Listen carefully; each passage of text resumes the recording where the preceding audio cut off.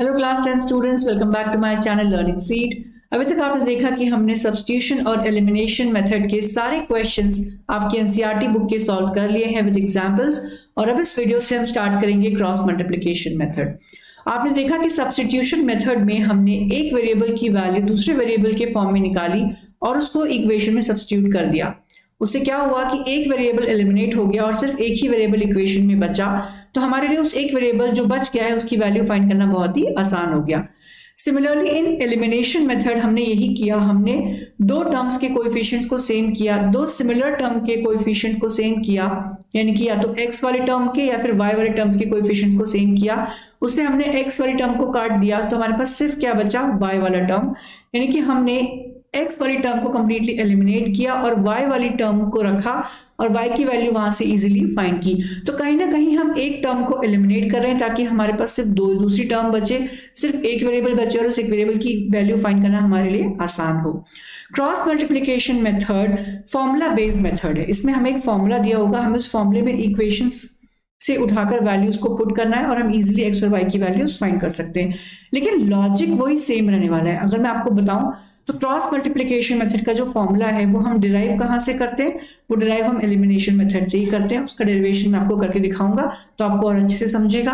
कहने का मतलब सिर्फ ये है कि वो जो भी अलग अलग मेथड्स हैं लीनियर इक्वेशंस को सॉल्व करने के, जो अलग अलग मेथड्स हैं उनका logic here and there same रहने वाला है, सिर्फ सॉल्व करने का तरीका कहीं ना कहीं डिफरेंट होने वाला है। तो आइए देखते हैं cross multiplication method.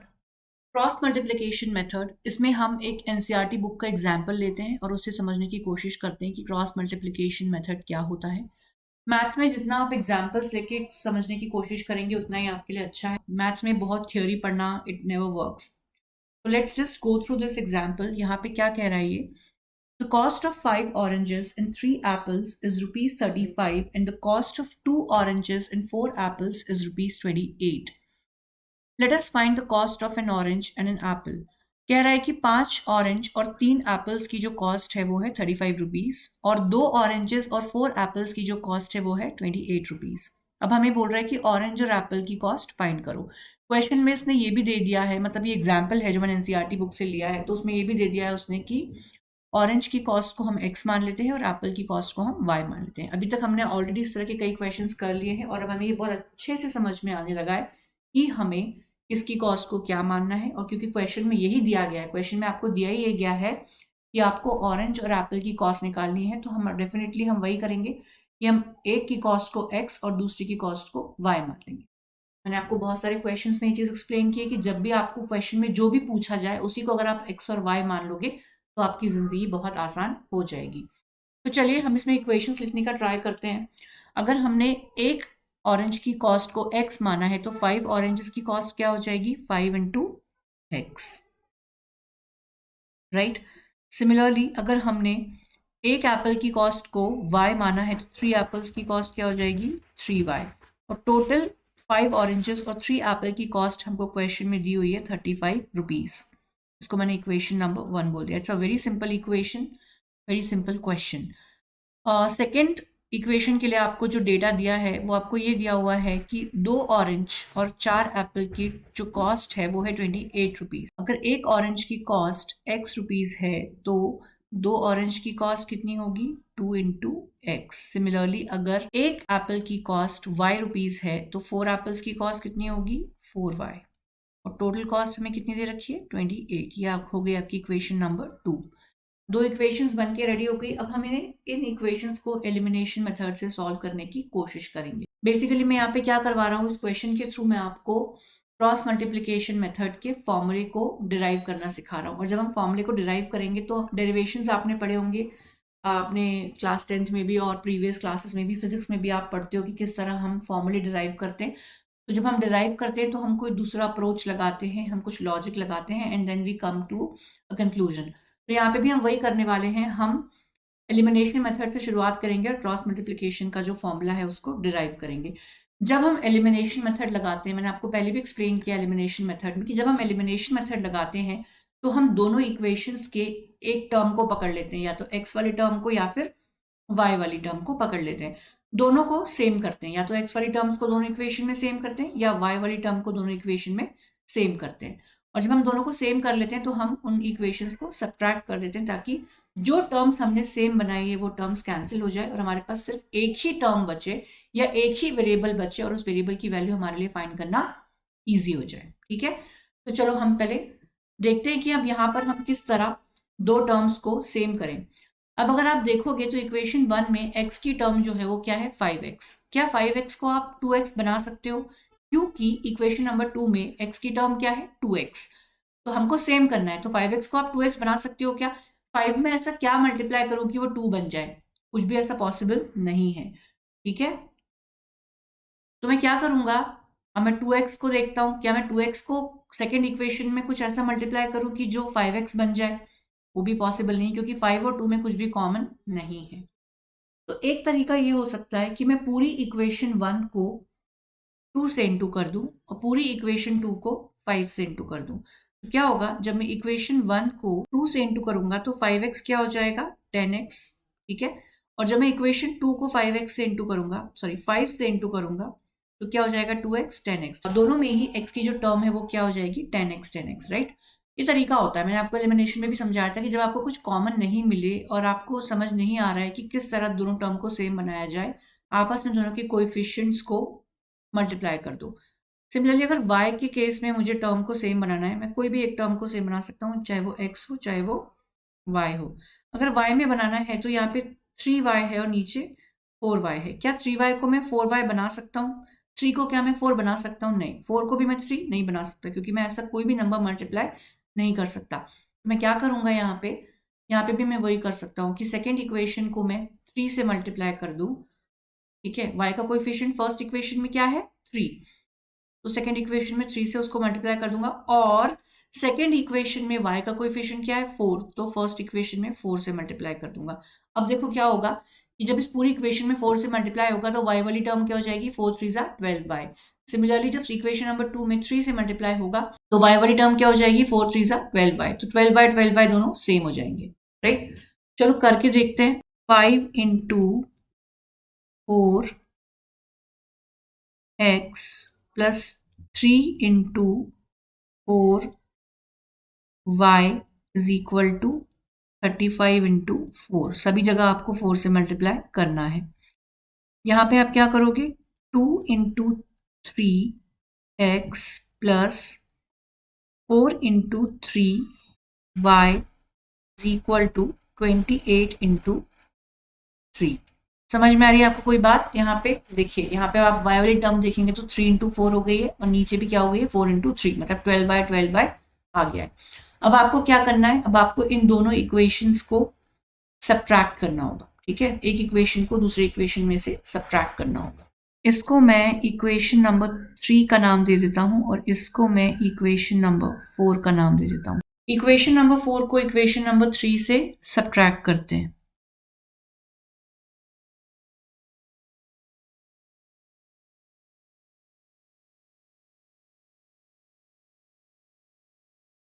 Subtracting equation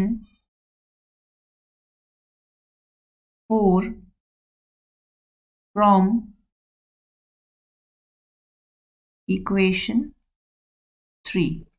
5 into 4x plus 3 into 4y, ये मैंने इक्वेशन नंबर 3 लिखी, इसका लेफ्ट हैंड साइड लिखा। अब मुझे माइनस क्या करना है, इक्वेशन नंबर 4 का लेफ्ट हैंड साइड। तो 4 का इक्वेशन नंबर 4 का लेफ्ट हैंड साइड जब मैं माइनस करूंगा तो मैं बड़ा ब्रैकेट लगा देता हूं, 2 into 3x plus 4 into 3y, और इक्वल टू के बाद भी हमें चीजें माइनस करनी पड़ेंगी, तो 35 इंटू 4 माइनस 28 इंटू 3। अब देखो जब बड़ा ब्रैकेट खुलेगा तो सबके साइन चेंज होंगे।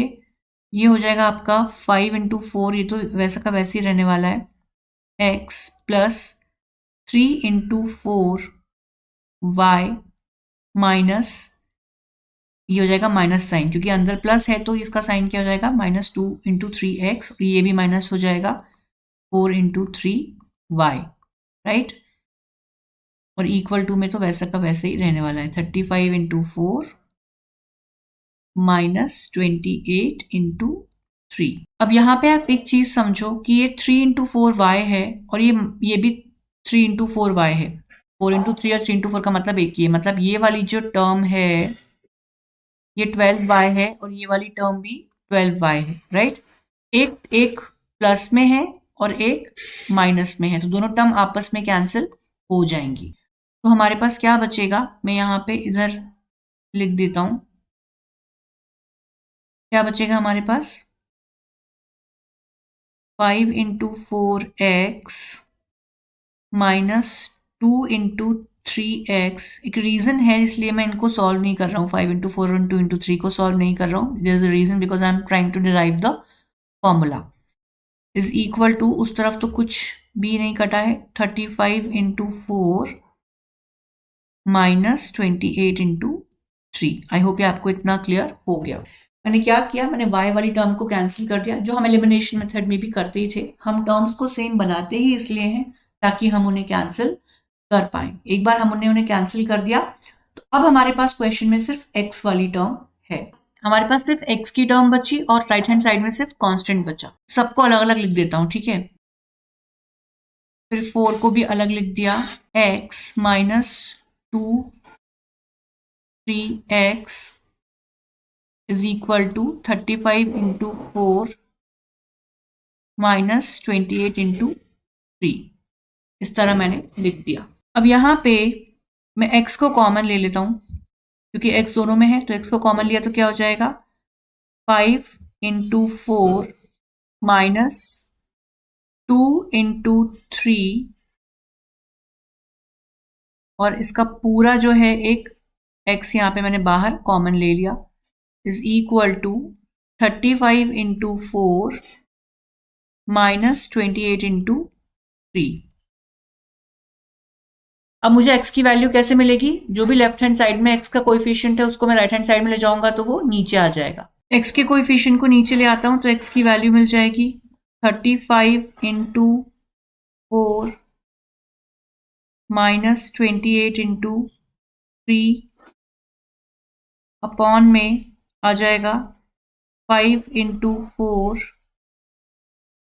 और ये हो जाएगा माइनस 2 इंटू 3। ठीक है, अब आपको समझ में आ गया कि x की कुछ वैल्यू मिल गई मुझे। अब मैं इसको थोड़ा सा न्यूमरेटर को, जो ऊपर वाला इसका न्यूमरेटर है, इसको थोड़ा सा हल्का सा मैं शफल करके लिखूंगा। वो आपको बाद में समझ में आएगा कि मैंने शफल क्यों किया है। देखो, आपको ये जो भी डेरिवेशन में करा रहा हूँ ये आपको सिर्फ समझाने के लिए करा रहा हूँ। आपको डेरिवेशन एग्जाम में नहीं आएगा। एग्जाम में आपको सिर्फ क्रॉस मल्टीप्लीकेशन मेथड से क्वेश्चन सॉल्व करने आएगा, जो कि आपको सॉल्व कर देना है। लेकिन मैं आपको सिर्फ इसलिए करवा रहा हूँ कि आपको पता होना चाहिए कि जो फॉर्मूला है वो कहाँ से आया।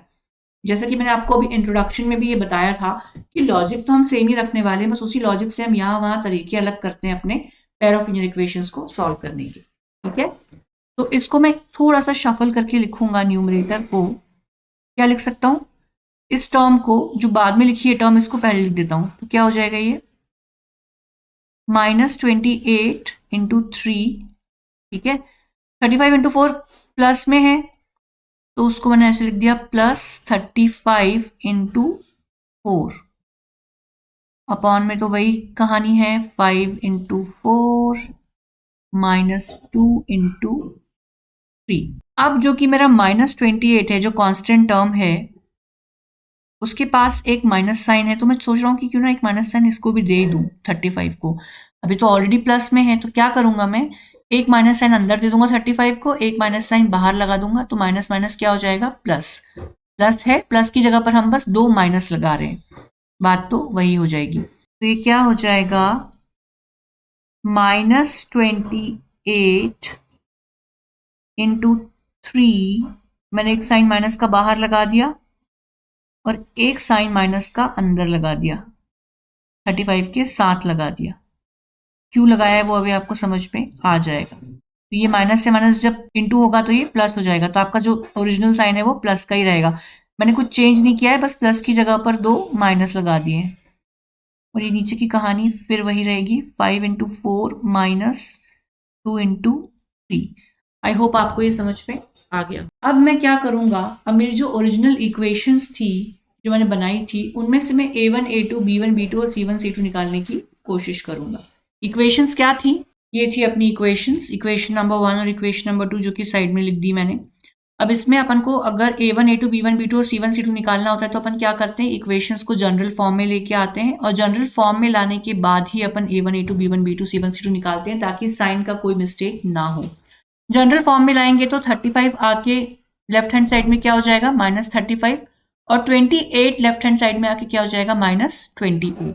ठीक है, इसीलिए अगर अब आपको समझ में आ रहा होगा कि यहाँ पे जब मैंने 28 मेरा ऑलरेडी माइनस में था तो 35 को मैंने माइनस में क्यों लिखा। रीजन यही है क्योंकि मुझे ये A1 A2 B1 B2 और C1 C2 के फॉर्म में लिखना है x का फॉर्मूला, इसीलिए मैंने क्या किया, मैंने दोनों को माइनस में बना दिया। चलो हम पहले यहाँ पे लिख लेते हैं।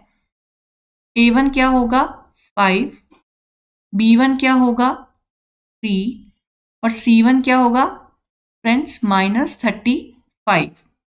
A2 क्या होगा 2, B2 क्या होगा 4 और C2 क्या होगा -28। अब जो आपका x है, अभी जो आपने निकाला x की वैल्यू, इसको अपन लिखने की कोशिश करते हैं इस फॉर्म में। -28 क्या है, -28 आप ऊपर देखो, अभी मैंने क्या लिखा है C2।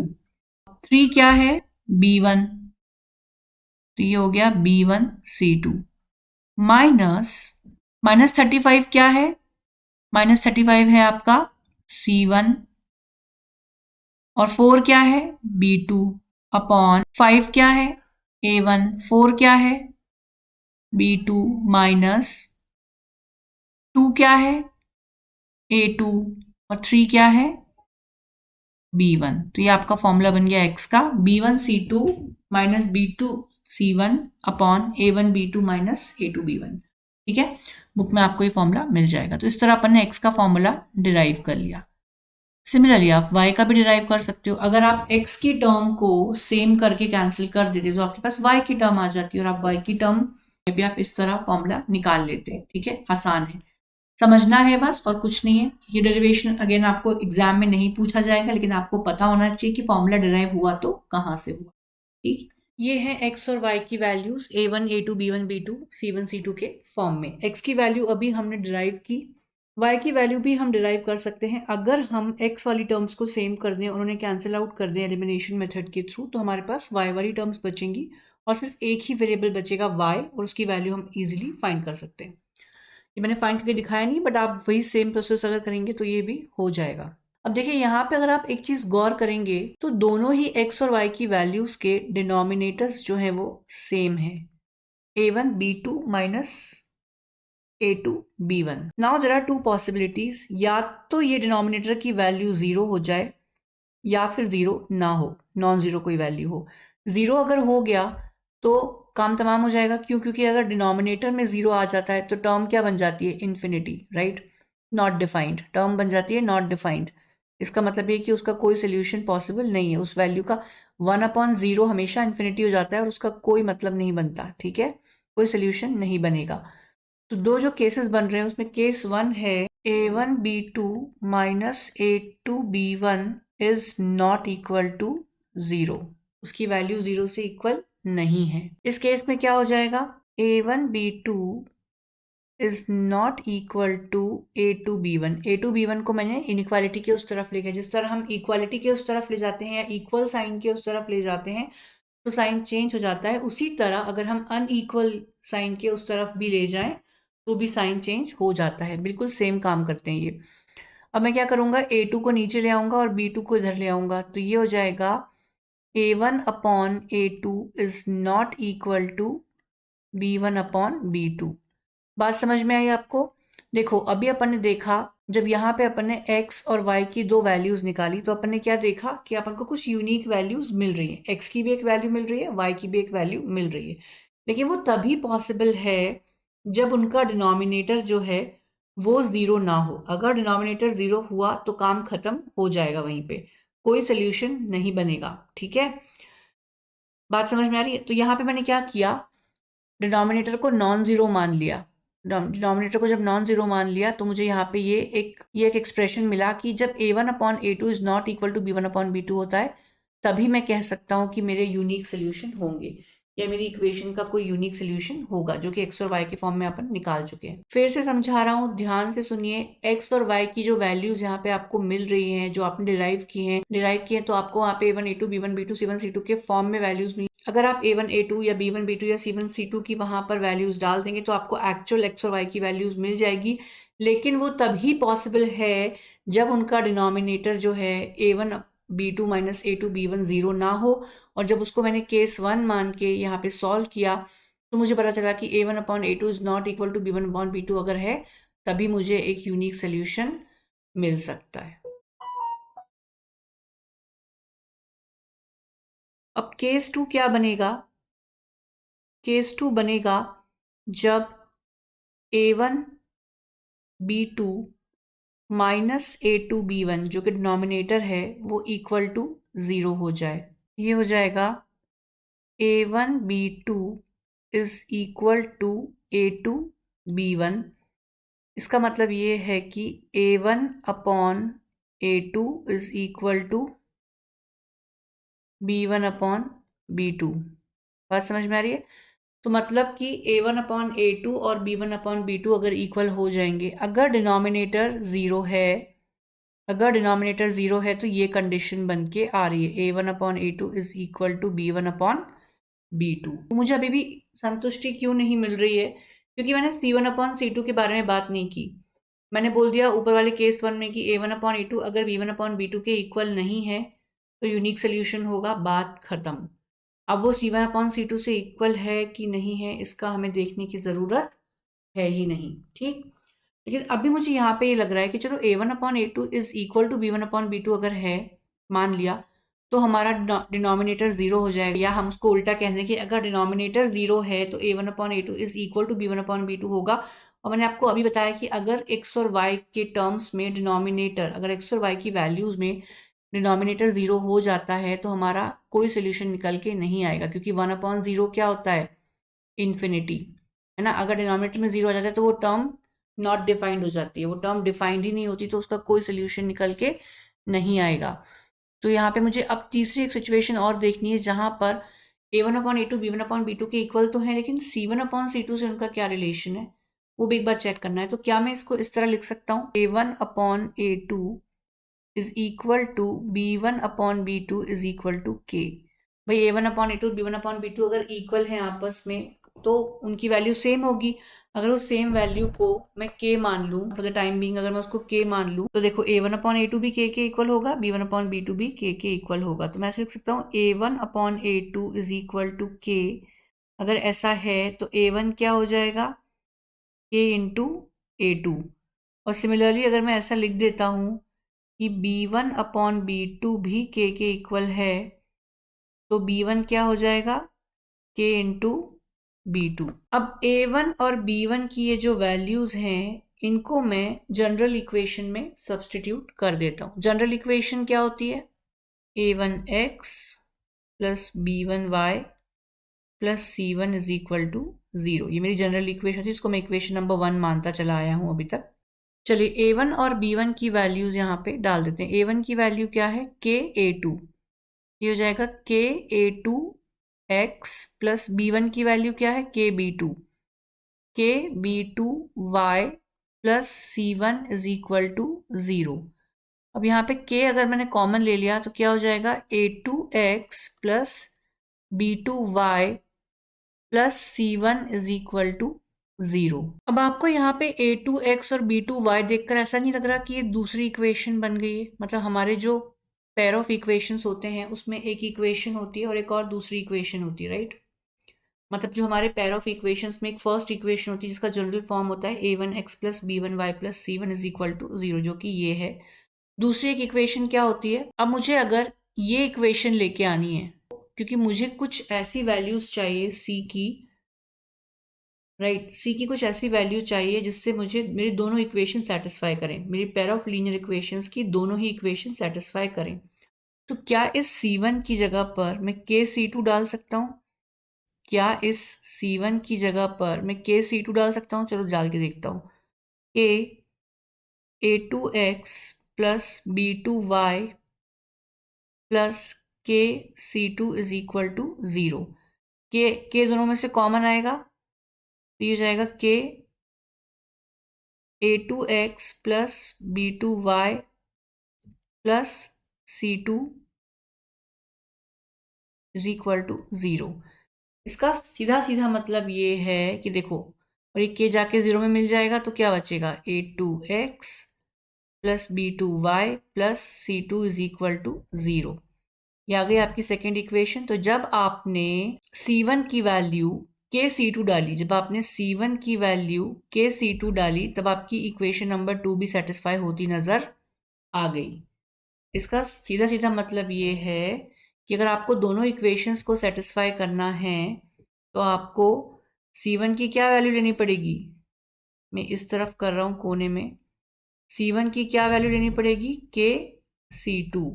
इसका मतलब ये है कि C1 अपॉन C2 आपका क्या हो जाएगा, के।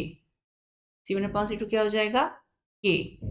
आपको पता होगा कि क्वेश्चन में स्टार्टिंग में हमने A1 अपॉन A2 और B1 अपॉन B2 को क्या माना था, के माना था, है ना। A1 अपॉन A2 और B1 अपॉन B2 को के माना था, तो C1 अपॉन C2 भी के आ गया। इसका मतलब ये कि अगर A1 upon A2 is equal to B1 upon B2 is equal to C1 upon C2 है तो हमारे इनफाइनाइट सॉल्यूशंस होंगे। देखो मैंने क्या किया, मैंने स्टार्ट किया था इक्वेशन नंबर 1 से। यहाँ पे मैंने इक्वेशन नंबर 1 में A1 और B1 की वैल्यूज को पुट किया था, ठीक है। और उस इक्वेशन नंबर 1 को मैंने धीरे धीरे धीरे धीरे कन्वर्ट करके क्या बना दिया, इक्वेशन नंबर 2। मैंने इक्वेशन नंबर 1 को लिया और मैं उसको घुमा फिरा के मैंने कुछ ऐसी वैल्यूज ली कांस्टेंट की। देखो यहां तक आके मैं अटक गया था, इस सिचुएशन में आके मैं अटक गया था, यहां पे आके मैं अटक गया था। तो फिर मैंने C1 की कोई एक ऐसी वैल्यू ली जिस वैल्यू के लेने से, C1 की मैंने क्या वैल्यू ली, KC2 मैंने जब वैल्यू ली C1 की तो फर्स्ट इक्वेशन जो थी वो सेकंड इक्वेशन बन गई कि नहीं। देखो ना यहाँ पे सॉल्व करने के बाद ये सेकंड इक्वेशन बन गई। फर्स्ट इक्वेशन अगर सेकंड इक्वेशन बन गई का क्या मतलब हुआ, मतलब ये हुआ कि दोनों सेम ही लाइंस हैं। अगर आप उन दोनों इक्वेशंस को ग्राफ पे प्लॉट करने जाओगे तो वो दोनों सेम लाइंस बनेंगी। अगर वो दोनों सेम लाइंस बन रही हैं इसका मतलब ये कि वो एक के ऊपर एक ही हैं, यानी कि वो कोइंसिडेंट लाइंस हैं। अगर वो कोइंसिडेंट लाइंस हैं तो उनके इनफाइनाइट नंबर ऑफ सॉल्यूशंस होंगे। तो हमने देख लिया कि केस 1 में जब A1 upon A2 is not equal to B1 upon B2 था तो यूनिक सोल्यूशन निकल कर आया, क्योंकि x और y की वैल्यूज को कुछ यूनिक सोल्यूशन देने के लिए डिनोमिनेटर को 0 से इक्वल नहीं होना पड़ेगा, डिनोमिनेटर 0 के इक्वल नहीं हो सकता। और केस 2 में हमने क्या देखा कि अगर हम डिनोमिनेटर को 0 से इक्वेट कर देते हैं तो A1 upon A2 is equal to B1 upon B2 आ जाएगा। और साफ बात यह कि अगर हमने डिनोमिनेटर को 0 से इक्वेट कर दिया तो हमारे सोल्यूशन नहीं बचेंगे, क्योंकि अगर हम 0 को डिनोमिनेटर में ले आते हैं तो वो टर्म पूरा इन्फिनिटी बन जाता है, वो टर्म पूरा नॉट डिफाइंड बन जाता है और कोई सोल्यूशन की गुंजाइश नहीं बचती। लेकिन फिर हमने थोड़ा खेल खेला कि हमने A1 upon A2 is equal to B1 upon B2 को के मान लिया। जब दोनों इक्वल हैं तो दोनों को हमने के मान लिया कि चलो के मान लेते हैं, इक्वल हैं तो। फिर उसके बाद हमने जो वैल्यूज आई उनको इक्वेशन नंबर 1 में पुट किया, जो हमारी जनरल इक्वेशन नंबर 1 है उसमें पुट किया। उसमें पुट करने के बाद हमने उसी इक्वेशन को में C1 की कुछ ऐसी वैल्यू डाली कि हम उस इक्वेशन को इक्वेशन नंबर 2 के इक्वल बना दें। इक्वेशन नंबर 2 कौन सी होती है, ये वाली, इसके इक्वल बना दें। और हमने बनाया, जब उसके इक्वल बनाया, जब हमने दोनों इक्वेशंस को सेम कर दिया तो हमें ये रियलाइज हुआ कि A1 upon A2 is equal to B1 upon B2 is equal to C1 upon C2 होता है। और इस केस में हमें इनफाइनाइट नंबर ऑफ सॉल्यूशंस मिलेंगे, क्योंकि ये जो इक्वेशंस हैं इनको रिप्रेजेंट करने वाली लाइंस ग्राफ में एक दूसरे के ऊपर आएंगी, क्योंकि वो इक्वेशंस भी सेम ही हैं। हमने शुरुआत तो इक्वेशन नंबर 1 से की थी, पर हम पहुंच गए इक्वेशन नंबर 2 पे।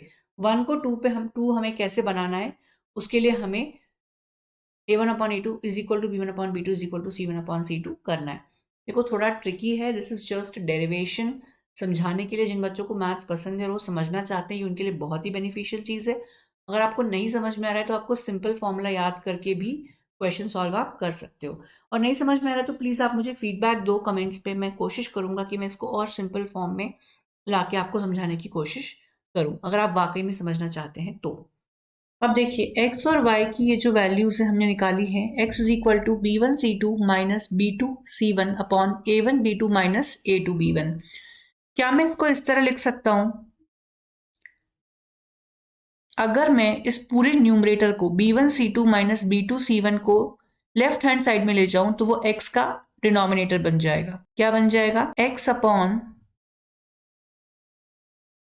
b1c2 minus b2c1 is equal to, यहाँ पे हो जाएगा 1 क्योंकि यहाँ से पूरा जो है वो डिनोमिनेटर में शिफ्ट हो गया लेफ्ट हैंड साइड में। ये हो जाएगा a1b2 माइनस a2b1। सिमिलरली अगर मैं y के साथ भी वही चीज करूं तो क्या होगा? मैं इस पूरे न्यूमरेटर को c1a2 माइनस c2a1 को लेफ्ट हैंड साइड में ले जाऊंगा इस तरफ, तो ये डिनोमिनेटर में आ जाएगा। तो ये हो जाएगा y upon c1a2 minus c2a1 is equal to 1 upon a1b2 minus a2b1। ये वाली जो टर्म है ये किसके इक्वल है? 1 अपॉन a1b2 माइनस a2b1 के। और अगर ये वाली टर्म देखें y upon c1a2 minus c2a1, ये भी किसके इक्वल है? 1 अपॉन a1b2 माइनस a2b1 के।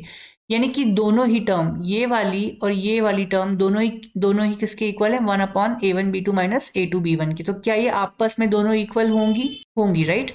तो ये आपस में भी इक्वल हो जाएंगी और ये 1 अपॉन a1b2 माइनस a2b1 के इक्वल भी होंगी। तो इसको हम कुछ इस तरह लिख लेते हैं, x upon b1c2 minus b2c1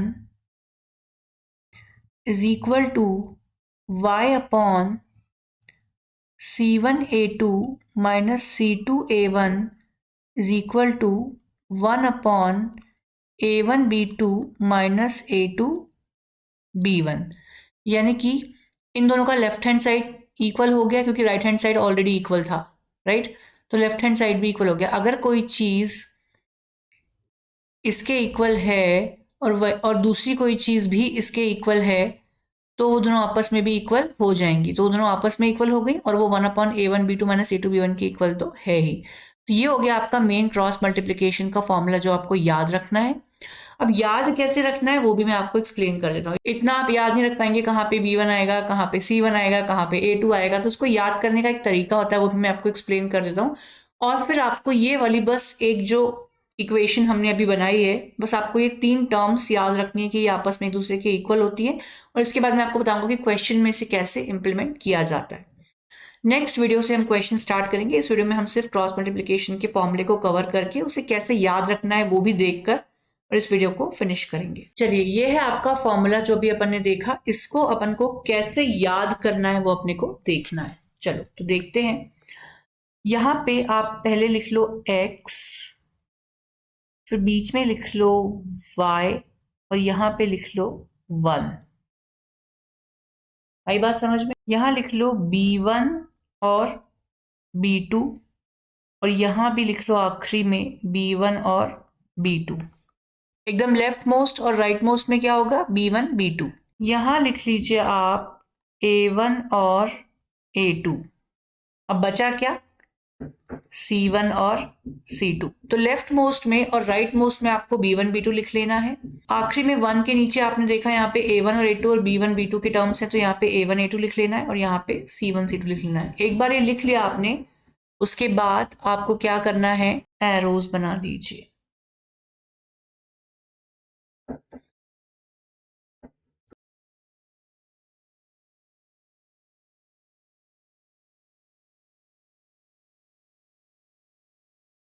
अभी आपके लिए याद करना आसान हो गया। कैसे? देखिए, पहली वाली टर्म क्या है? x upon b1c2 minus b2c1 right? यहाँ पे x के नीचे अपन ने ये सब लिख लिया। अब देखो, पहला वाला एरो क्या बोल रहा है? b1 into c2। b1 कहाँ जा रहा है? c2 के पास, तो b1 into c2 minus second arrow क्या है? b2 कहाँ जा रहा है? c1 के पास, तो b2 इंटू c1। तो b1 c2 minus b2 c1, ये हो गया b1 c2 minus b2 c1। Second जो y वाली टर्म है वो क्या है? c1a2। c1a2 first arrow minus second arrow c2a1, ये भी हो गया सॉर्ट। थर्ड वाला क्या हो गया? 1 अपॉन a1b2। फर्स्ट एरो क्या है? a1b2 और सेकेंड एरो क्या है? a2b1, तो a1b2 माइनस a2b1। इस तरह आपका फॉर्मूला रेडी हो गया। बस यही आपका याद करने का तरीका है। इस तरह आप फॉर्मूले को याद कर सकते हैं। नेक्स्ट वीडियो में हम स्टार्ट करेंगे कि आप किस तरह क्वेश्चंस में इन फॉर्मूलों को यूज करेंगे। Thank you for watching this video. अगर आपको ये वीडियो पसंद आया हो तो प्लीज हमारे चैनल को सब्सक्राइब कीजिए ताकि आपको इस तरह के और भी वीडियोस मिल सकें। कमेंट्स के थ्रू अपना फीडबैक शेयर कीजिए और वीडियो को लाइक करना ना भूलें। Thank you and stay tuned with learning seed.